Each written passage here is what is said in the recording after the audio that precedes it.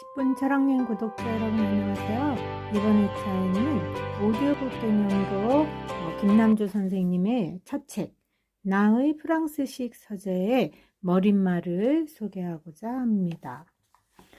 자, 김남주 선생님은 프랑스 문학을 국내에 소개하시는데요. 자, 2001년 가을 프랑스 아르레 번역자회관에 널찍한 식당 저녁 무렵 코투리론 한 잔과 함께 시작된 아네크와의 토론은 밤이 깊도록 계속되었다. 네덜란드어 번역자인 아네크는 당시 까미유 끌로들의 전기를 쓰기 위해 자료를 모으고 있었다. 그녀인 나는 아침 일찍부터 서둘러 기차를 타고 세트에 다녀온 참이었다. 하루 종일 모습이 보이지 않아서 궁금했다는 그녀에게 발레리의 무덤에 다녀왔노라고, 한때 그는 나의 영웅이었노라고 대답하자 아네크는 반색을 했다. 자신이 볼 발레리의 시들을 네덜란드어로 번역했고 발레리는 과거에도 현재에도 그녀의 영웅이었다는 것이다. 젊은 파르크를 두고 이런저런 이야기를 한 것까진 좋았는데 지나치게 칭찬과 경도에 새긴 그녀에게 내가 불쑥 이렇게 말해버렸다. 근데 말이야, 난 발레리의 시는 엄밀한 의미에서 시가 아니라고 생각해.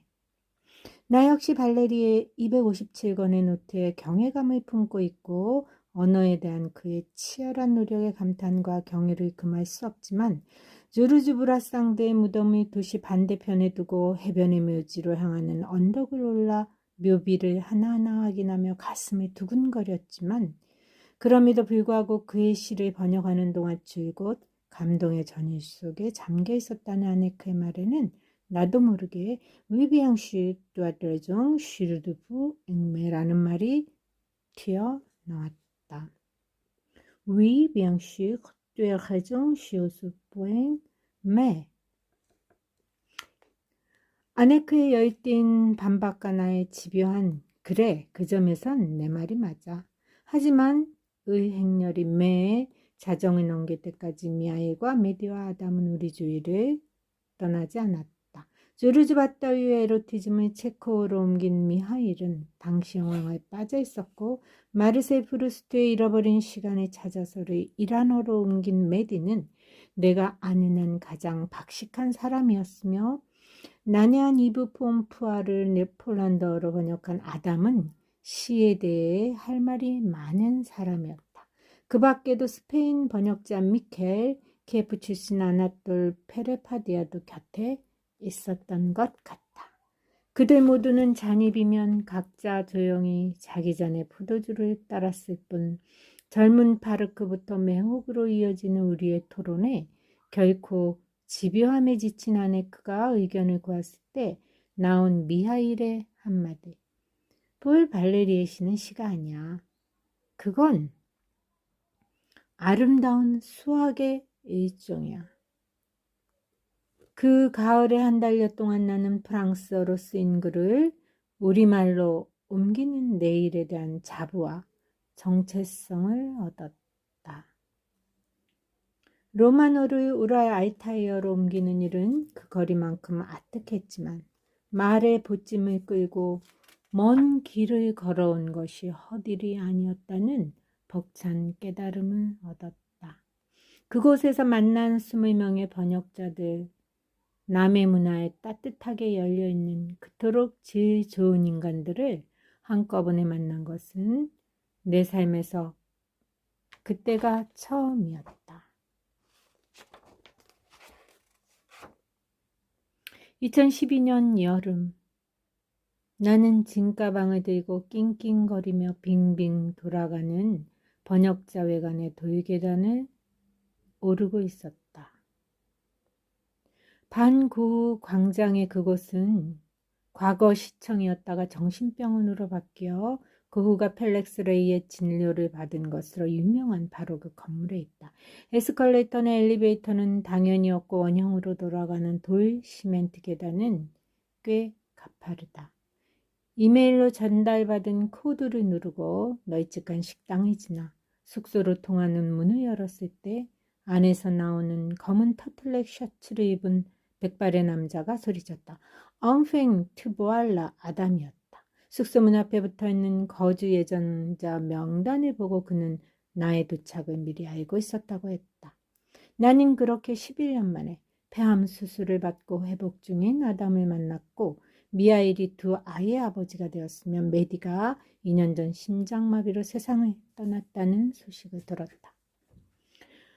그곳에서 두 달을 머물며 새롭게 만난 사람들, 엘레나, 아드리엔, 보이체크, 레벤타르, 알레슈, 잉타, 소피, 프라. 우리의 수다와 토론은 차가운 로제 포도주와 머리카락 속까지 파고드는 끈질긴 프로방스 모기와 더불어 밤이 깊도록 계속되었다.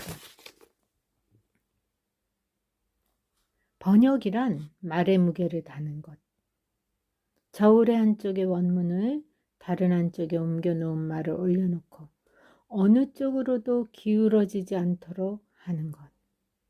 발레리 라르보. 부정한 미녀냐 충실한 추녀냐. 중요한 건 직역이냐 의역이냐가 아니라 요컨대 역자의 관점이라는 진지한 토론이 이어지다 경제적인 관점에서 번역이란 값비싼 춤이라는 라트비아 번역자 잉타의 뼈있는 농담에 모두 웃음을 터뜨렸다. 그렇게 10여 년의 간격을 두고 이루어진 두 번의 알을 체류는 번역자로서 내 정체성을 확인시켜 주었다. 20대 후반부터 30대, 40대를 살아오는 동안 번역은 나의 밥벌이였다. 그러나 나는 줄곧 이 일을 내 삶의 징검다리 같은 것이라고 여겼다. 강 저편으로 가기 위해 딛고 가는 오랫동안 나의 시선은 내가 딛고 있는 그 징검다리가 아니라 내가 당도해야 할 강 저편 기슭에 고정되어 있었다고 고백한다. 문화와 정신을 전달한다는 감동과 자부는 대개는 무능과 게으름과 악조건 속에서 사그라들고 표현과 내용의 자충우돌 속에서 많은 밤들을 새웠다. 저울의 한쪽에 착실히 말들을 올려놓으며 한 권의 번역을 마치고 나면 머릿속 말들이 모두 빠져나간 듯 일상적인 대화조차 더듬고 버벅대고 순서를 바꾸기 일쑤였다. 그럴 때면 백석을 박두진의 이문구의 기무창을 읽었다. 출판 번역이 외국어 책을 읽을 수 있는 사람이라면 누구나 할 수 있는 것으로 간주되고 직장 그만두고 번역이나 하지 뭐 라는 말이 쉽게 나오는, 그러니까 그 흔한 번역으로 밥벌이를 하면서 번역자로서의 나의 정체성은 오랫동안 부재 중이었다. 여기 책과 더불어 살아온 내 젊은 시간의 기록이 있다. 문학의 천형에 묶여있기만 했을 뿐 머릿속의 텍스트를 도무지 옮겨내지 못했던 파리한 수인의 어정쩡한 자기 표출이 있다. 그동안 나는 이렇게밖에 살지 못했다. 문학이 영혼의 진화에 기여하는 가장 정치한 방법이라고 믿으면서도 느리고 답답해 내 안에 고인 것을 이렇게밖에 길어내지 못했다. 이제 삶의 반환점을 돌아남기는 일의 무상함과 중요함을 함께 깨닫는 나이가 되어 허튼 소리를 덜 할 수 있는 나이가 되어 책을 내겠다고 안도하면서도 과연 이런 단상들이 결과적으로 나무를 소비하는 일에 상응하는 의미를 지닐 수 있을지 조심스럽다.